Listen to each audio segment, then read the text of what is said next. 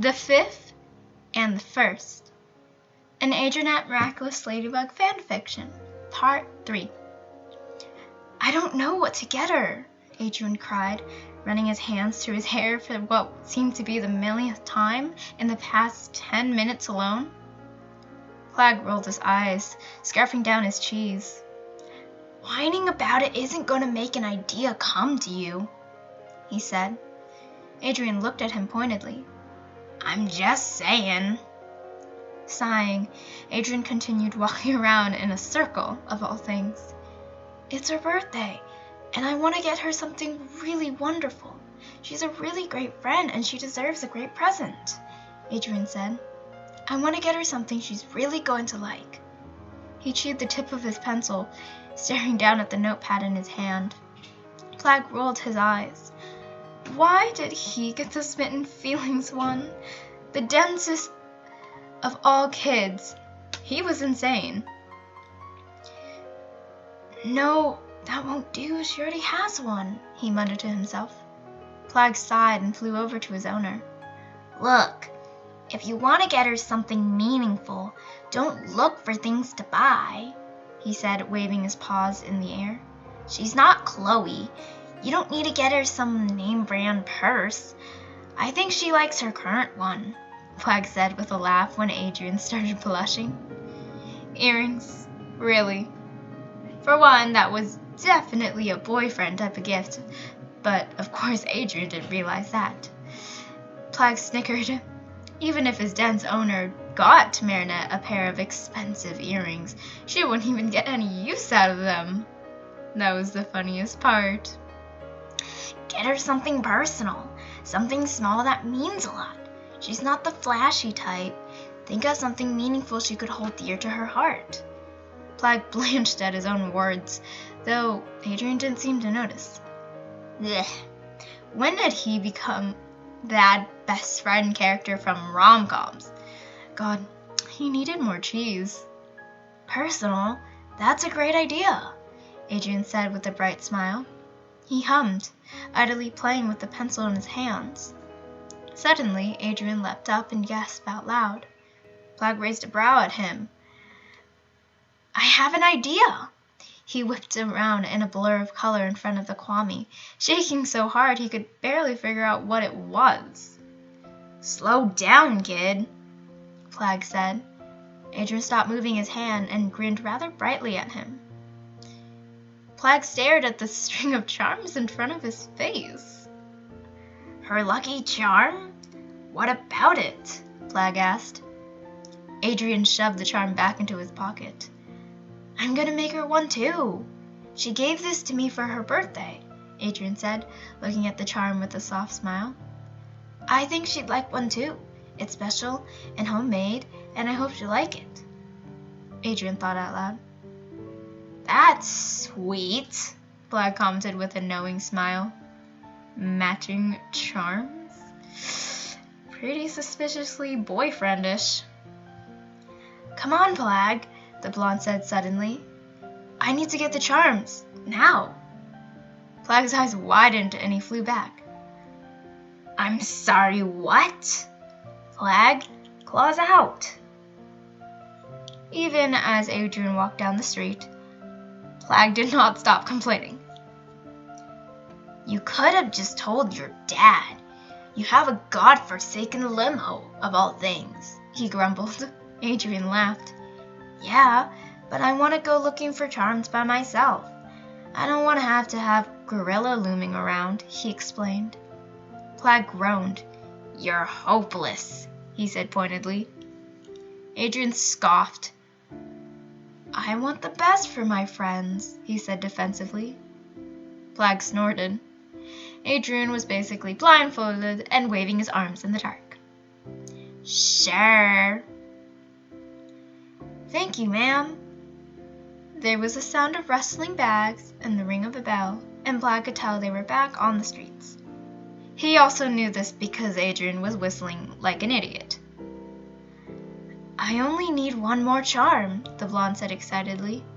Plagg rolled his eyes, not that Adrien could see him from inside his shirt. Did you have to walk all the way to the store? He asked. They have those really pretty blue beads, Adrien said. The last 3 stores also have pretty blue beads, Plagg mocked him. But they were the perfect shade. You're so hard on this. I want this to be the best present Marinette has ever gotten, Adrien cried. Plagg snorted but didn't say anything else. It had been an hour at this point. Probably getting close to 2, in fact, and Adrien still wasn't done looking for beads for a charm bracelet, of all things. He had walked into at least 5 boutiques and looked around at so many beads, it was a miracle he could still see the difference in colors.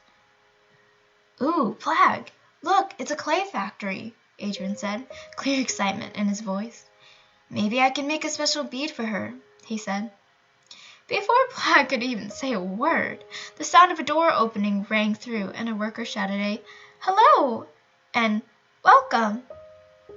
Hi, I was wondering if I could make a clay bead, Adrien asked. The worker babbled something, and Plagg could hear the shuffling of feet, and then another door closing. You can come out now. They gave me a room to sculpt in, Adrien told him. It was sweet relief, as always, flying out of the shirt. Plagg sighed into the air. It's so stuffy in there, Plagg complained, popping a piece of cheese into his mouth. And you are really getting into this, he said pointedly. Adrien frowned at him. In the blonde's hands there was a small bit of clay, and many tools around him. It didn't look good. Actually, it didn't even look like a bead. It was very flattened and didn't even have a real shape. I'm just trying to make something cute, Adrien exclaimed. Carefully, and using all the little wooden sticks, he got to work, making something. You know, this is a real boyfriend thing to do, hand-making a bead for a charm of all things, Plagg pointed out with a smirk. Adrien laughed. I just want to pay her back, you know, for her charm, he said. Yeah, but you're putting an awful lot amount of work into it, the Kwame said in a sing-song voice. Adrien sighed. You keep saying that. Plagg threw his paws up in the air. Because it's true. You're making a little duck. This is taking a lot of effort. Are you sure you don't have a crush on her? Because it's really starting to feel like it, Plagg said, flying down to meet Adrien face to face. There's nothing wrong with liking Marinette. She's a nice girl. Kind of a mess, but sweet and cute. She's way better than Chloe, Plagg said with a nudge. Adrien shoved the Kwame away with laughter. I don't like her. She's just a friend. And yeah, she's great. Everyone knows that.